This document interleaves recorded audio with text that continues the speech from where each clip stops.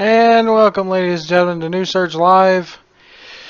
Wow, do we got a lot to go over this week. As you can see on your screen, we got the WWE Draft coming up in just a little over a week away. Or actually under, it's 1 week from today as I'm recording this. And also we're going to talk about the final deletion as wicked, demented, tainted, broken Matt Hardy is on your screen. And Pokemon Go, we're going to talk a little bit about that today. We got some video game talk. But first, I want to get to our stupid mark of the week. Stupid mark.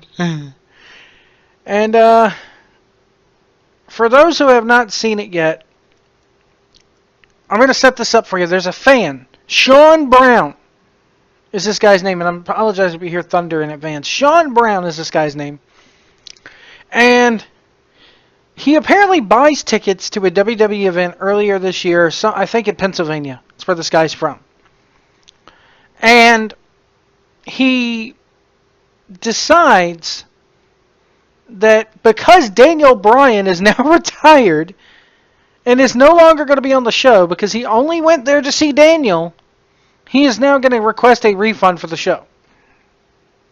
So then he requests another show again. He contacts WWE for a refund. They say, we're not going to give you a refund, card subject to change, but here's 2 tickets to another show of your choosing because we still want you there.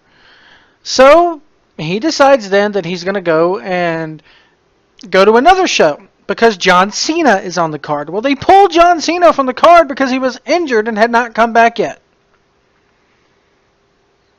So what happens then? I'll let this explain to you here. Let's see if we can dim all this here. I'll get all this out of the way for you.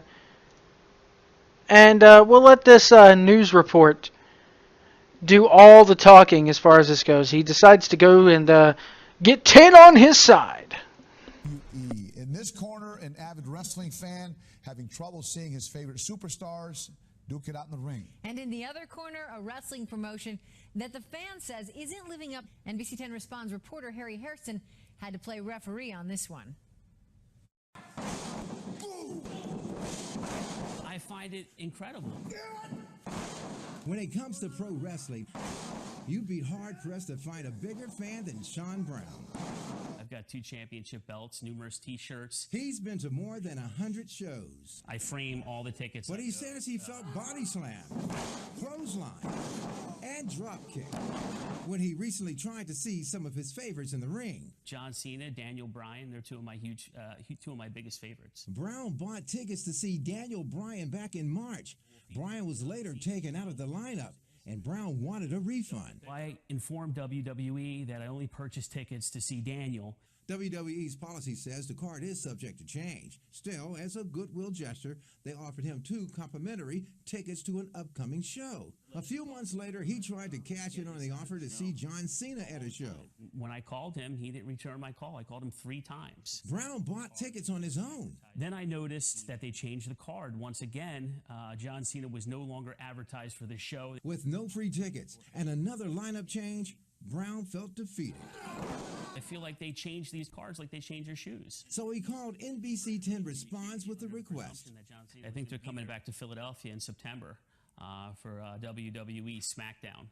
I would love to have a pair of tickets to that show. We contacted WWE, and they did him one better. 3 ringside tickets to that September show. And days later, Brown sent us this NBC 10 Responds cam. I'm very confident, without the help of Harry Hairston and the NBC 10 Responds team, that I may not have ever gotten these tickets.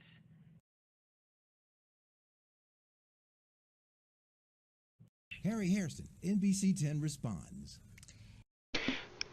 So this guy now has gotten 3 ringside tickets. He probably bought $15 tickets to the show. And, well, I mean, he probably bought $15 seats. And is now walking away with $100 seats. Granted, he bought tickets twice. They did not get in contact with him and respond to the offer that they originally made. I will give him that. WWE should have made good on their tickets, but then again, they went ahead and did him one better. So let's go through this again.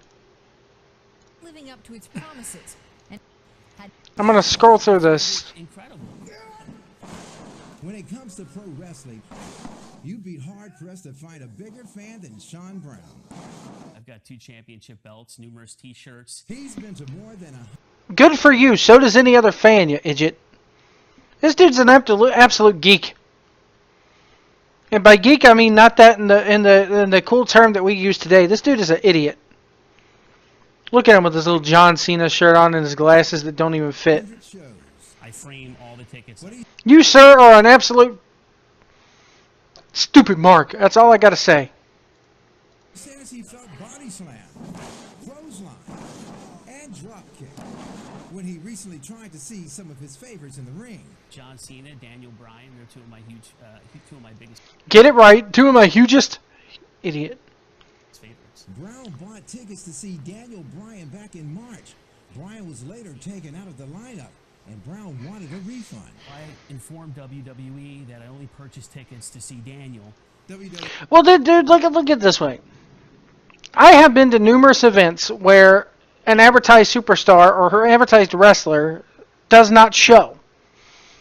You know, even at indie shows, hey, you know, we booked the Barbarian on the card, and the Barbarian, stuck in traffic, couldn't make it. And basically they offered refunds, and nobody got up. I've been to WWE events. Hey, John Cena's not going to be here tonight. If you want a refund, go up to the concession stand or the ticket stand behind Section 315 and get your tickets. Nobody has ever, I don't know of anybody that's ever gotten up and done that. The only time that I ever felt short-sighted and felt like asking for a refund is when Big Time Pro Wrestling was Big Time Wrestling. They came to Amelia County, Virginia, and they advertised a street fight between Tommy Dreamer and Shane Douglas on that show, and neither one of them showed up. That's the only time where I ever felt like asking for a refund, but did I ask for one? No.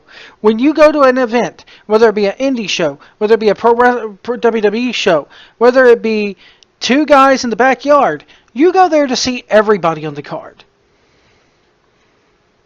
If you're going there to see just one specific person, go to a meet and greet. Go to his book signings or go to his, meet and greets. WWE advertises meet and greets. Now, granted, in this case, Daniel Bryan probably wasn't going to do a meet and greet because he freaking retired. This dude's a freaking moron. People like this is the reason why the wrestling business, people want to call them hipster fans. This dude is a hipster fan. I only went to see one guy. That is so disrespectful, and it's a slap in the face to everybody else who was on that card. He says the card is subject to change. Yep. Still, as a goodwill gesture, they offered him 2 complimentary tickets to an upcoming show. A few months later, he tried to cash in on the offer to see John Cena at a show. When I called him, he didn't return my call. I called him 3 times. Okay, dude. They generally, if somebody says, hey, come call me for another show or whatever like that, you're probably talking with somebody from Ticketmaster, not WWE. It's crazy. This is absolute freaking nuts that you would hound somebody over this.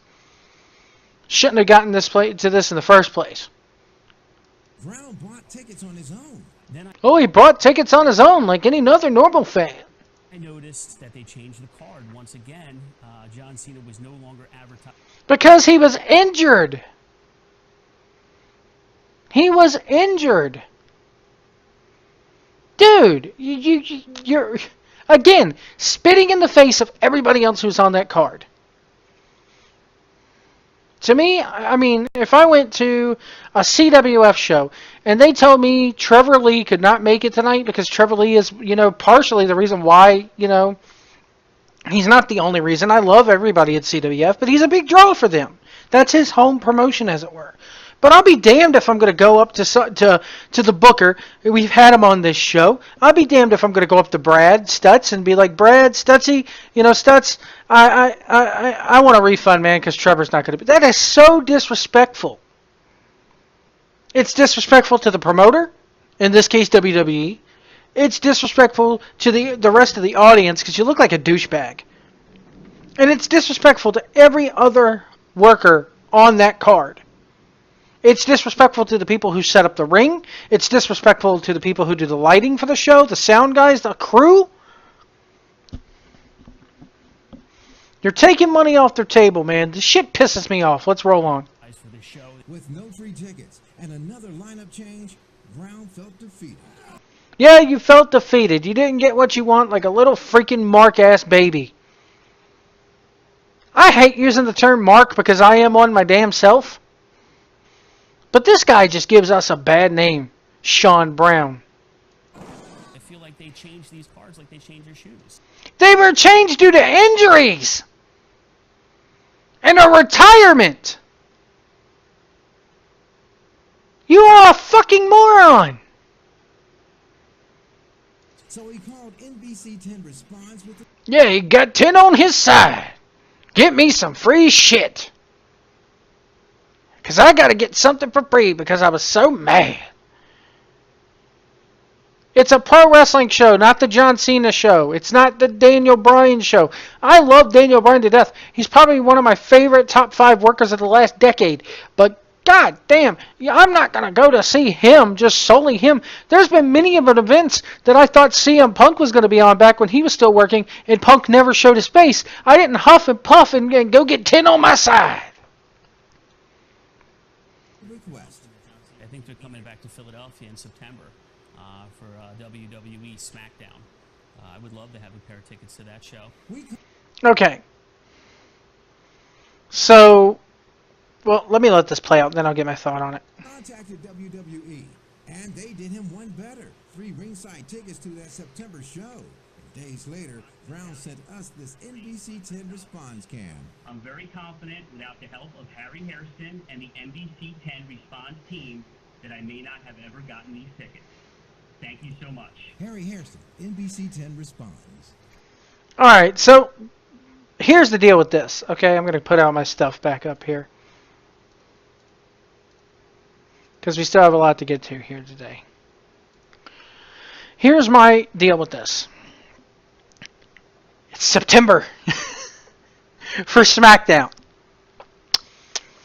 What are you going to do now if John Cena gets drafted to Raw? Huh? What are you going to do if your favorite guy isn't on the show again? We going to call up and ask for tickets to WrestleMania, front row seats? This dude makes me fucking sick. He's the reason why fucking WWE has such strict policies on shit sometimes. This dude is the reason why people just... I'm baffled by this. It pisses me off so much. I hope to God now John Cena gets drafted to Raw just so this motherfucking stupid chump-ass Mark has egg all over his face. I want to see this little bitch cry when John Cena is not on that show. Or when Daniel Bryan's not on there. He'll get to see Daniel Bryan probably because he's probably going to be the GM of SmackDown after whatever this post was that was released today that's been floating around. But I'm sorry, it's a spit in the face to every other worker that's on that show. And this show's in Philly, apparently. Those Philly fans, man, they're hardcore. So I invite, and maybe this is probably not the politically correct thing to do, but if you see this fucking idiot, this fucking nerd, kick his ass, please. This dude deserves to have his ass kicked. Well, Joe, he probably is just speaking for his kids. No, not when you're sitting there going, I got 2 title belts, I frame all my tickets like a stupid mark, and I'm wearing my big fat John Cena shirt, and these cards subject to change, but I don't care, so I'm going to spit the complaint till I get something for free. This is freaking crazy. And it's downright stupid.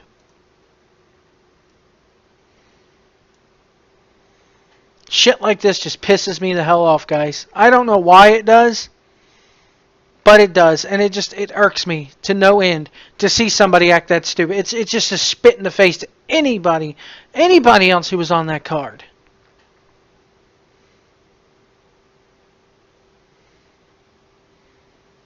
And I just can't. I don't get it.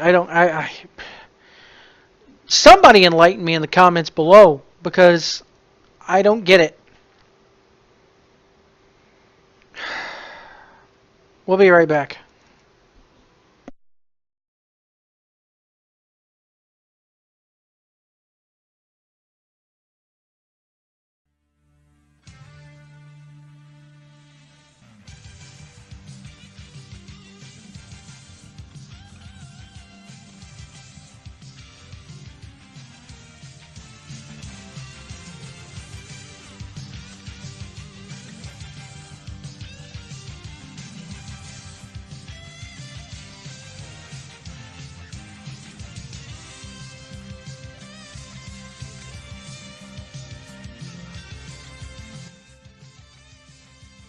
It's New Surge Live.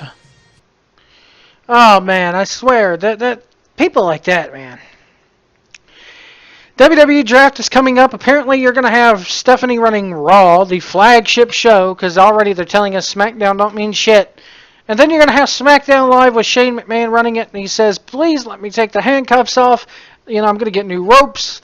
I'm going to have good announcers. We're going to have, you know, it's already been rumored that they're going to have new sets and everything. They already changed the logo." And then I get it, you know, maybe this is the end of Vince, because Shane and Stephanie are now going to be like the Vince McMahon, and then whoever they pick as the GM is going to be like the the commissioner or whatever, so, or you know, whoever they pick is like their underling. So if the underling's doing a bad job, Shane or Stephanie shows up in the Vince McMahon role to put them in check or whatever.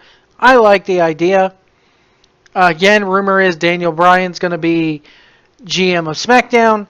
I would not be surprised if Stephanie picks either herself or Triple H as GM of Raw. Everybody's asking about the whole, you know, first pick, second pick. They went over the first pick. They're actually, you know, people are going, well, it lets us know what the pecking order is. No.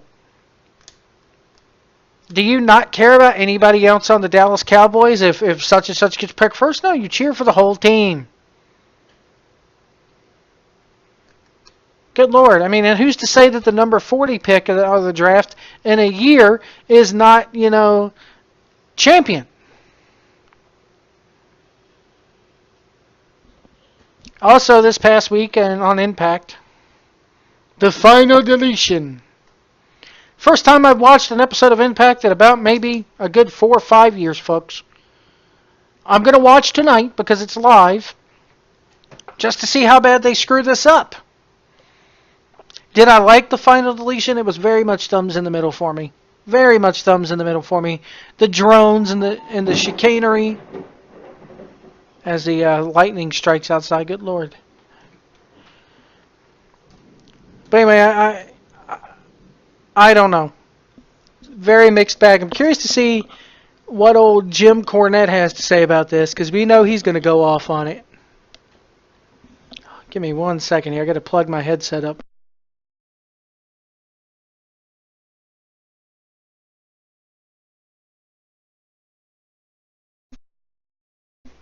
It was weird. Right as that bolt of or bang of thunder hit, the headset blinked in my ear, beeped in my ear, telling me that it was time to charge it.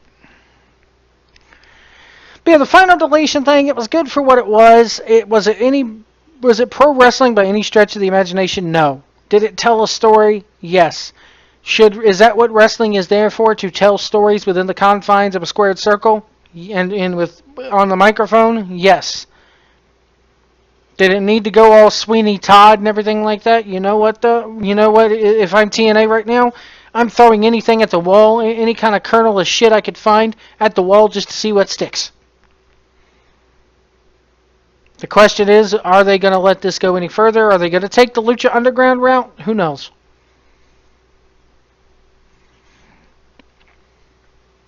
And it's going to be a quick episode here. Pokemon Go. A lot of these places, you know, there's been dead bodies found because of this app.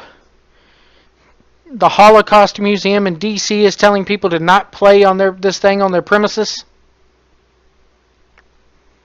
This thing's getting out of hand, man. My kids have started getting up and walking around the backyard looking for Pokemon.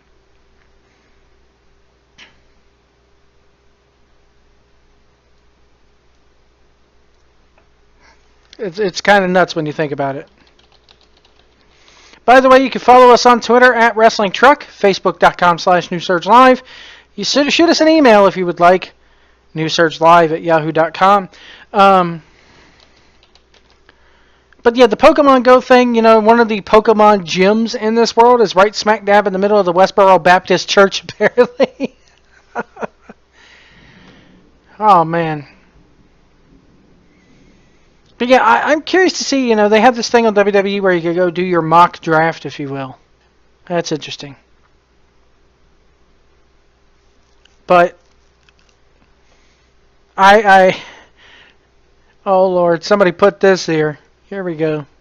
I think I need to share this.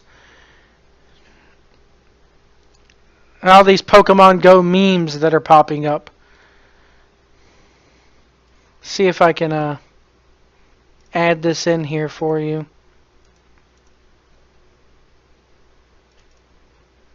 There you go, right there. It's Ric Flair playing Pokemon. They got all kinds of crazy crap going on, man, with this damn thing. Let's see, what else can we find with it? I found one where it was a lady at a gynecologist and the doctor's on his phone talking to it, texting his friend going, "Look, I found a Squirtle." Let's see here.